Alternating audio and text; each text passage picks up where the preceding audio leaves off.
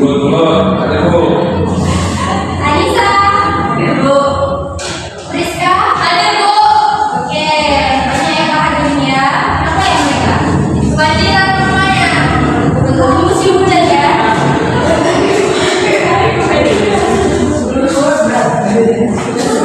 Oke, kayaknya pada semangat ini ya. Kita istirahat dulu ya. Boleh Bu. Saya sedikit ya.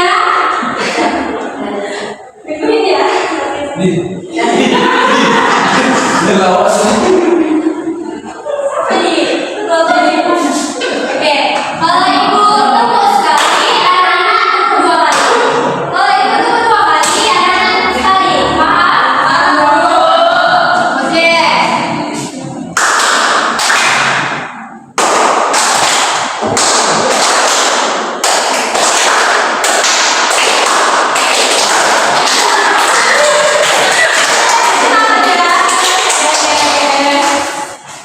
Oke. Nah, jadi sebelum kita memulai pelajaran, ibu mau kasih video dulu nih yang berkaitan dengan materi kita hari ini.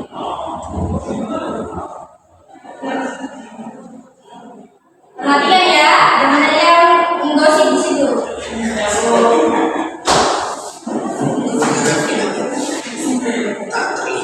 Sudah dengar Bu? Kurang kuat Bu. Bentar.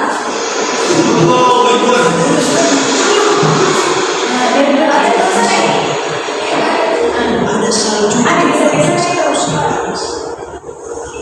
Ini bukan sekadar cuaca.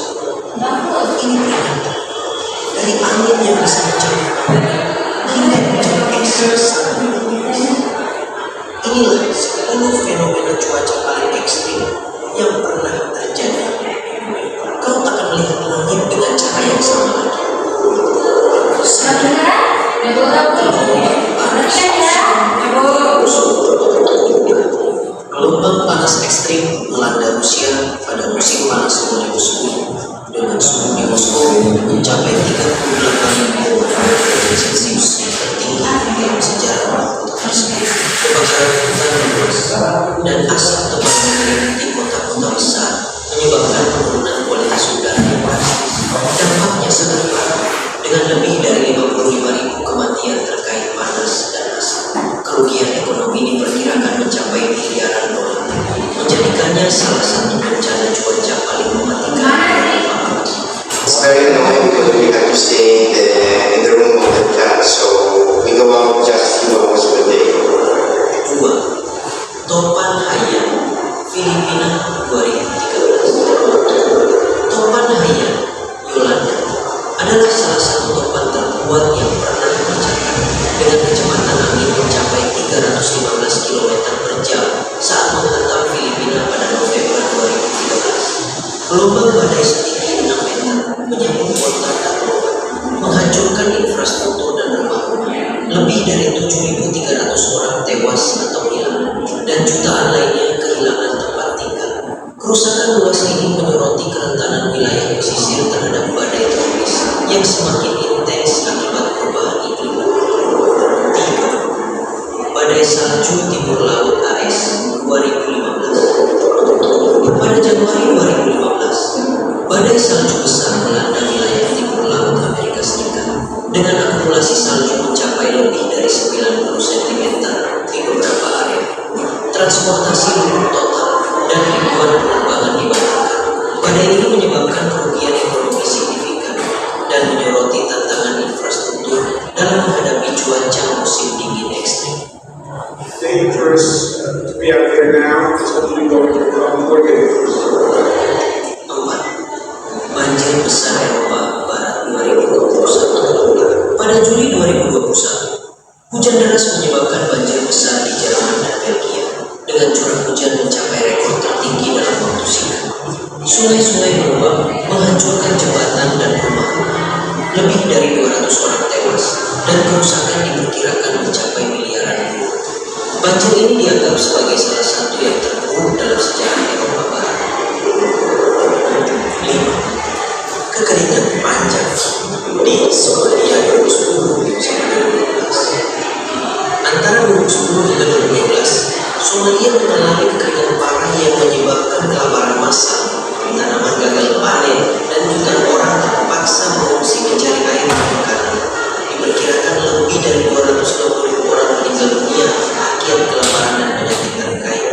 Krisis ini menyoroti dampak perubahan iklim terhadap ketahanan pangan di Afrika. 6.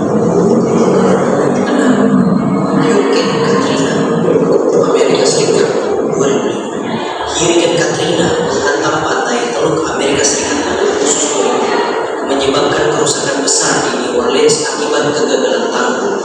Banjir meluas menenggelamkan 80% kota. Lebih dari 1.800 orang tewas dan kerugian ekonomi mencapai 125 miliar dolar, menjadikannya salah satu bencana alam paling mahal dalam sejarah Amerika Serikat. 7. Topanarkis Myanmar 2008. Topanarkis melanda delta Irrawaddy di Myanmar pada Mei 2008 dengan kecepatan angin mencapai 215 km per jam.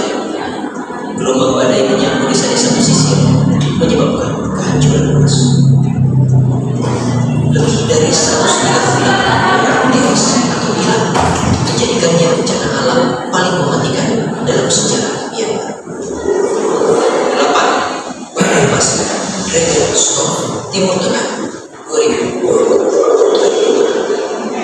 Pada Maret 2020, badai pasir besar yang dijuluki Dragon Storm melanda 9 negara di Timur Tengah, termasuk Mesir, Israel, dan Iran. Badai ini membawa hujan lebat, banjir, dan angin kencang. Badai ini menyebabkan gangguan besar pada transportasi dan infrastruktur, serta menyoroti kerentanan wilayah terhadap fenomena cuaca ekstrim yang jarang terjadi. 9. Tornado Superbreak Amerika Serikat 2011. Pada April 2011, Amerika Serikat mengalami superbreak tornado terbesar dalam sejarah dengan 360 tornado terjadi dalam 4 hari. Tornado EF5 menghancurkan kota-kota di Alabama dan Mississippi. Lebih dari 300 orang tewas dan kerusakan mencapai miliaran dolar. Peristiwa ini menunjukkan potensi destruktif tornado dalam skala besar. 10. Banjir bandang Pakistan 2020. Musim hujan 2022 membawa hujan ekstrim di Pakistan, menyebabkan banjir bandang yang menghancurkan. Lebih dari 1.700 orang tewas dan jutaan lainnya terdampak. Kerusakan infrastruktur dan pertanian sangat luas, menimbulkan krisis kemanusiaan dan ekonomi yang signifikan. Ketika langit bukan, tak ada yang bisa terus. Alam selalu punya cara untuk mengingatkan siapa yang berkuasa.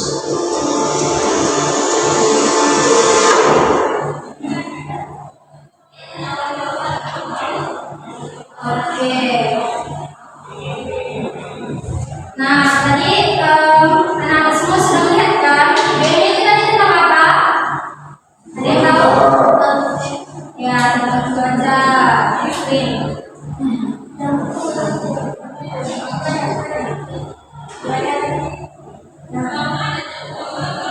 Oke, nah jadi pembahasan kita hari ini yaitu mengenai dinamika atmosfer dan klasifikasi iklim. Kemarin kita sudah belajar tentang komposisi dan iklim dan juga cuaca, ya kan? Nah, problemnya Oke. Nah, jadi pada minggu ini kita akan belajar mengenai klasifikasi iklim. Nah, jadi di dalam pembelajaran kita itu ada pun Ibu punya pertanyaan nih dari video tadi, dan kita tahu apa ada yang lucu? Ya Bu, bagus Bu. Oke. Ibu mau tanya dulu nih. Tanyanya ada 3. Nah, jadi tanya pertama, mengapa Indonesia memiliki iklim tropis? Siapa yang bisa jawab? Ya, bisa. Karena Indonesia terletak di garis khatulistiwa yang berada di lintang terendah, sehingga dia menerima penyerapan matahari ke sepanjang tahunnya. Akibatnya suhu udara relatif tinggi dan curah hujannya cukup. Ya, benar. Kasih tepuk tangan dulu. Nah, jadi yang bisa jawab pertanyaannya yang dikasih nilai nih. Oke,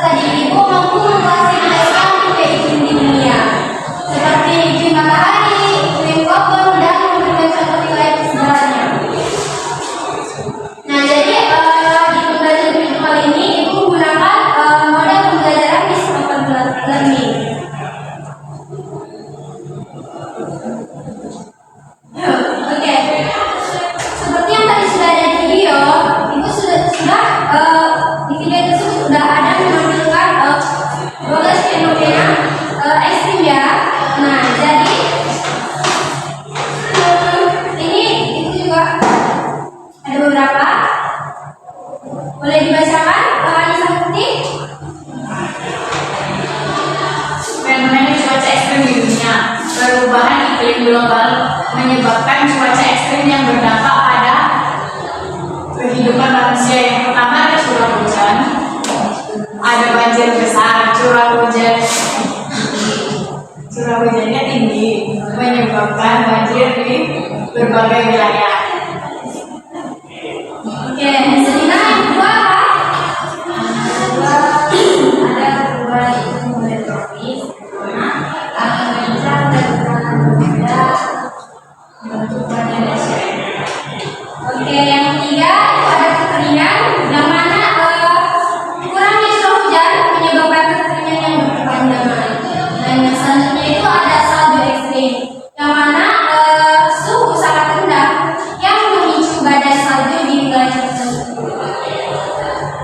Nah, kalian bertanya-tanya nggak sih kenapa di Indonesia nggak ada salju, sedangkan di negara lain itu ada salju? Coba kan kalian bisa merumuskan nih masalah kok beda gitu iklimnya negara kita dengan negara tetangga. Terus nih ya tadi sedangkan di Indonesia sendiri di Medan kita juga merasakan nih ya kenapa tiba-tiba jadi musim hujan nih? Padahal ini bukan bulan November gitu kan? Kalian pasti bertanya-tanya. Nah jadi kita mesti bertanya-tanya kenapa sih setiap wilayah memiliki iklim yang berbeda dan juga bagaimana angin terbentuk dan serta bagaimana hujan terjadi. Oke, nah jadi yang pertama itu ada dinamika atmosfer dan unsur cuaca. Nah jadi anak-anak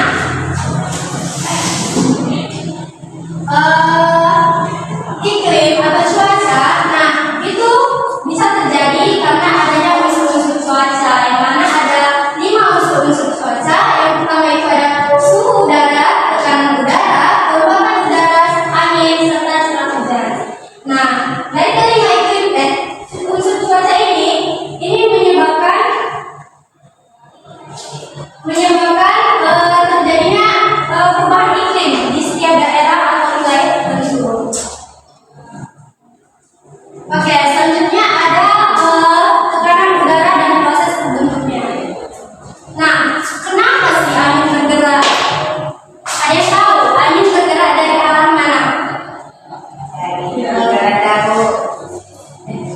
Ya, dari apa tadi?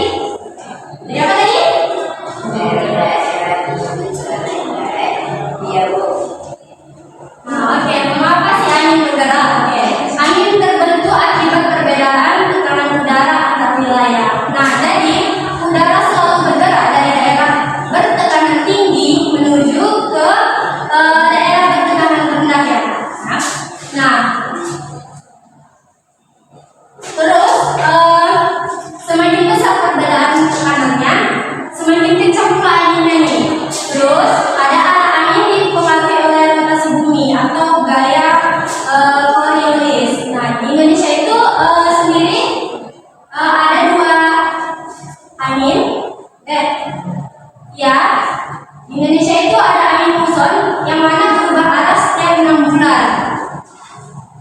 Nanti kita akan mempelajari apa aja. Nah, ini ada jenis-jenis angin. Yang mana ada beberapa jenis angin. Ada berapa jenis anginnya? 7. Oke. Nah, jadi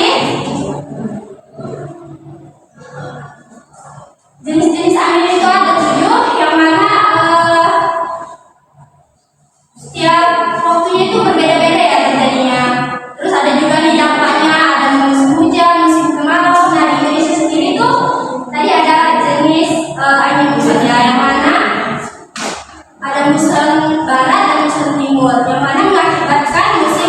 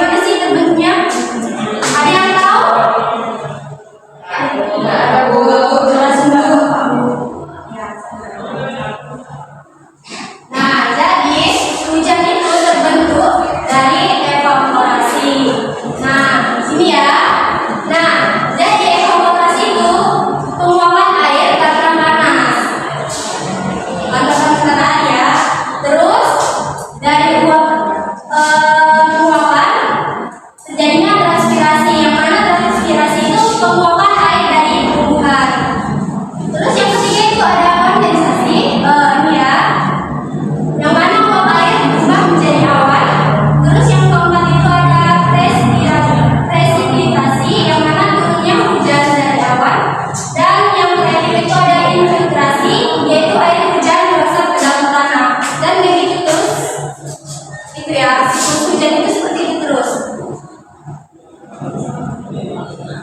Bu, berarti awan itu isinya air. Iya, bukan ini ya, bukan roti awan yang kecil-kecil itu yang bisa dimakan.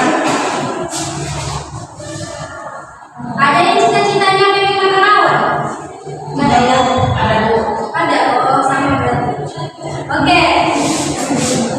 Selanjutnya itu ada faktor-faktor pengendali iklim. Nah, tadi yang juga sudah disebutkan ya sama Anissa ya.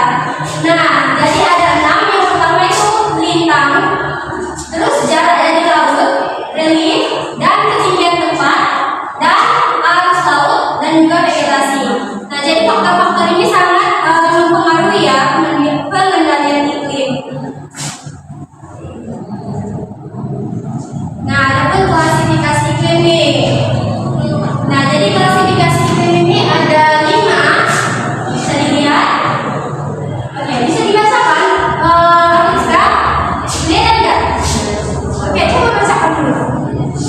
Yang pertama ada iklim matahari, berdasarkan letak, lingkar, dan banyaknya sinar matahari yang diterima. Yang kedua ada iklim koper, berdasarkan suhu dan curah hujan. Yang ketiga ada iklim embun, berdasarkan ketinggian tempat dan suhu udara. Yang keempat ada iklim terbuson, berdasarkan perbandingan bulan basah dan bulan kering.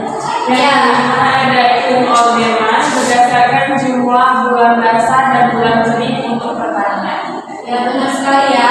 Nah, jadi iklim matahari ini ada beberapa zona iklim. Nah, yang pertama itu ada iklim tropis, subtropis, sedang, dan juga dingin atau kutub. Nah, ada yang tahu Indonesia terletak di tropis. Oke. Lalu ada iklim koppen.